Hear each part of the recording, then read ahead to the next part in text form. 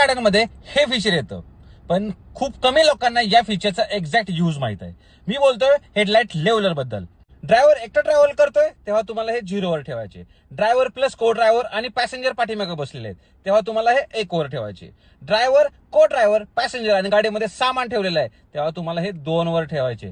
आणि जेव्हा फक्त ड्रायव्हर आणि पाठीमागे डिगीमध्ये सामान ठेवलेलं आहे तेव्हा तुम्हाला 3 वर ठेवायचे. याच्या पाठीमागचं सायन्स तुम्हाला सांगतो. जेव्हा गाडीमध्ये काही सामान असतं किंवा पॅसेंजर असतात तेव्हा गाडी पुढून उचलली जाते आणि म्हणूनच अँगल कॉम्पन्सेट करण्यासाठी हे हेडलाईट लेवलर दिलेला असतो. म्हणून तुम्ही वेगवेगळ्या पोझिशनमध्ये हेडलाईट लेवलर ठेवून हेडलाईट्स आहे ते अॅक्युरेटली रस्त्यावर पडते आणि त्याच्यामुळे व्हिजिबिलिटी इम्प्रूव्ह होते. पण ब्राईटनेस ह्याने वाढत नाही. त्यासाठी तुम्हाला हेडलाईट्स बल्ब चेंज करावे लागतात. तर अशाच युजफुल टिप्स अँड ट्रिक्ससाठी आपल्या चॅनलला फॉलो करायला विसरू नका. धन्यवाद. जय महाराष्ट्र.